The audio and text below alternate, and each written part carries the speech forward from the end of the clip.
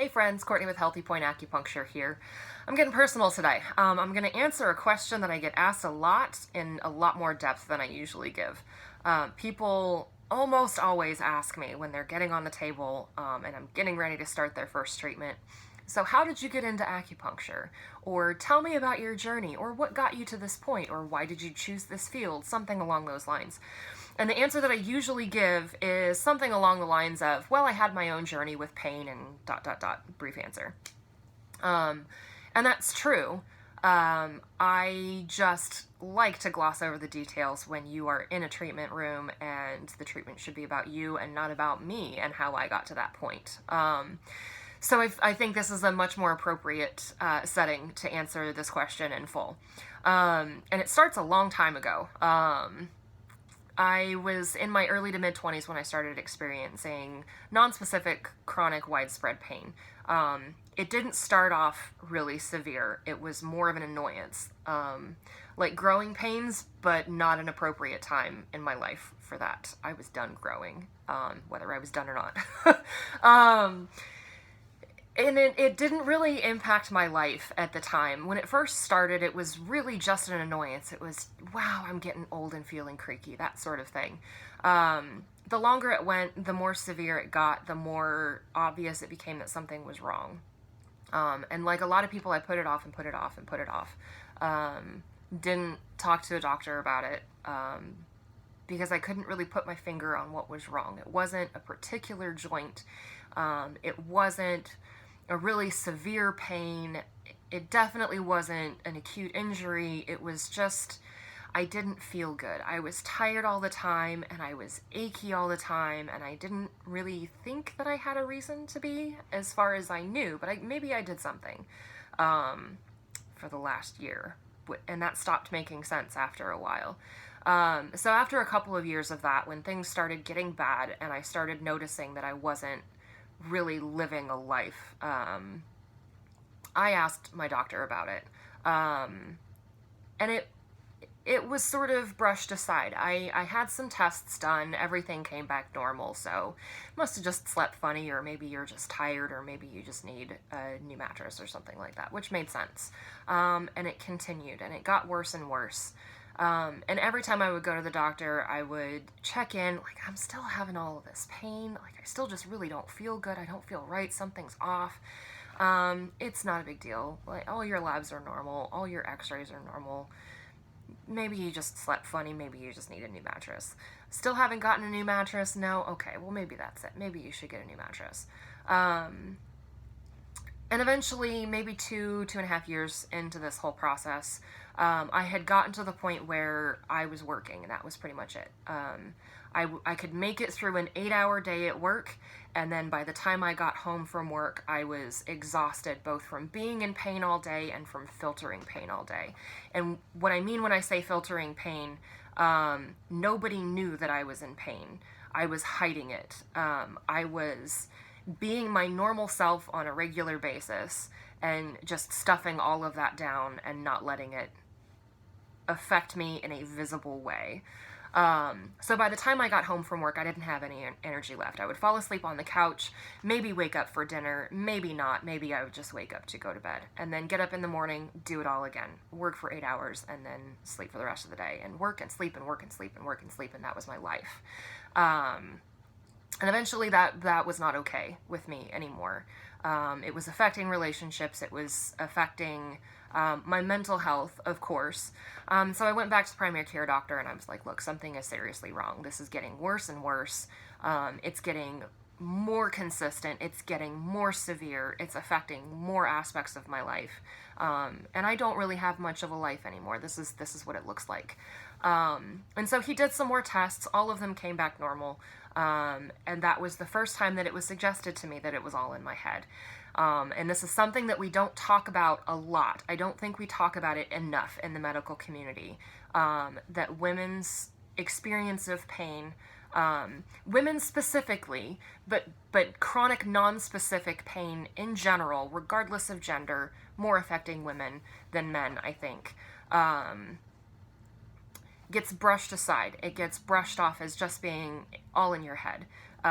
You're imagining it here's an antidepressant. And that's exactly what happened to me. My primary care doctor prescribed an antidepressant to me and told me that there was nothing wrong, that I needed to stop complaining about something that wasn't actually wrong, and I needed to just take this medicine and that would make me better.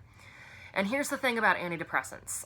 When you take antidepressants, they alter your brain chemistry and affect your perception of pain in a lot of cases. That is not to say that they shouldn't be used to treat depression. But I don't believe that it should be one of those, I can't figure out what's wrong with you, why you're having all of this pain, so it must be depression.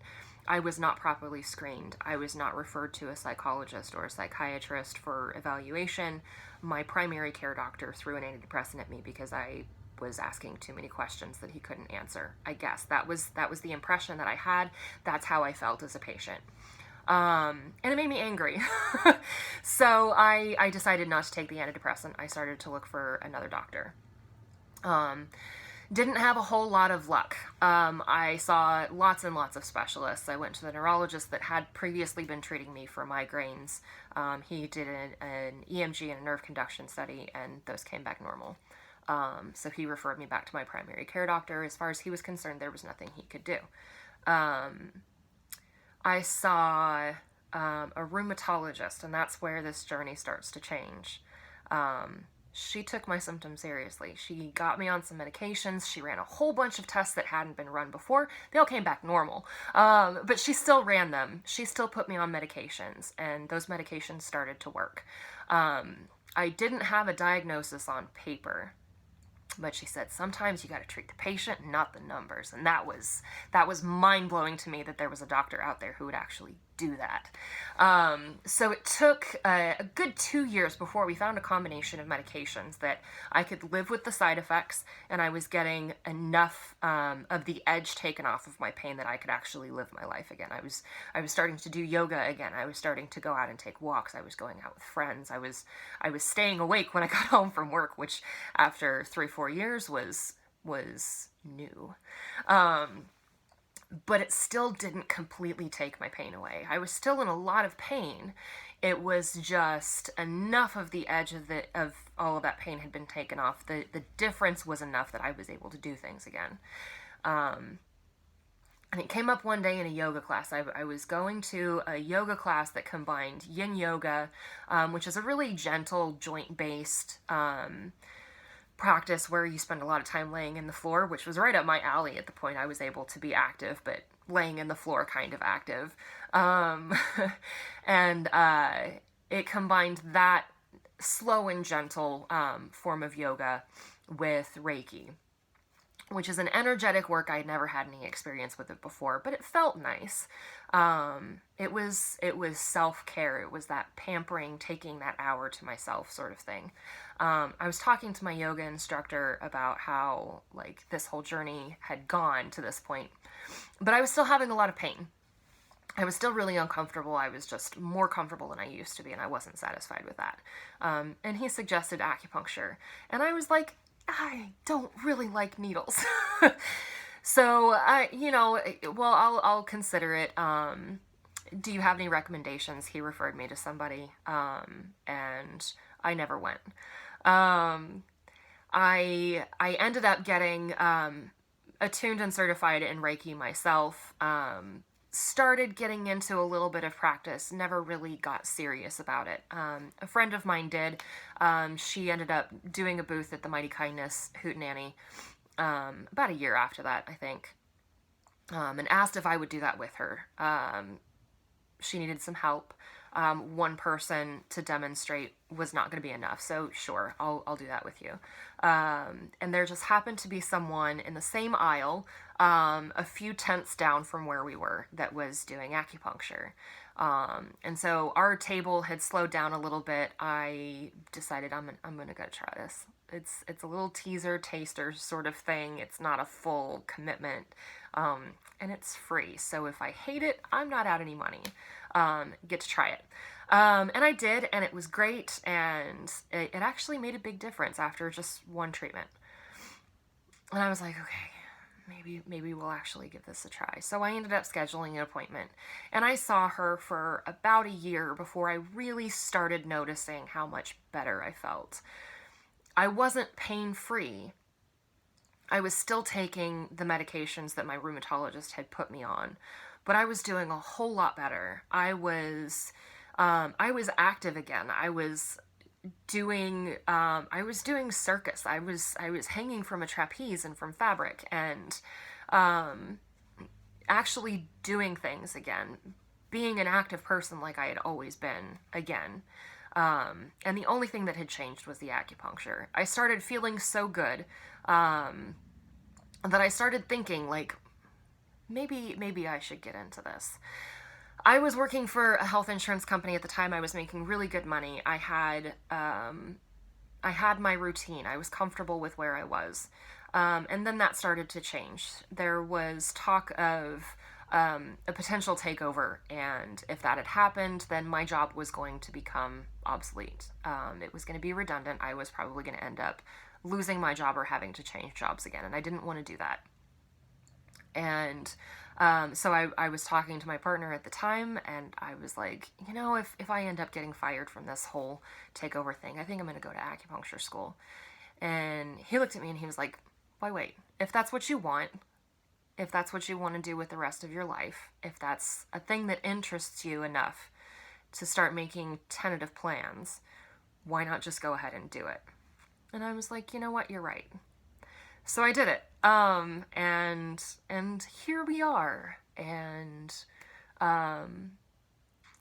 that is, it's not, I don't think it's the end of my journey.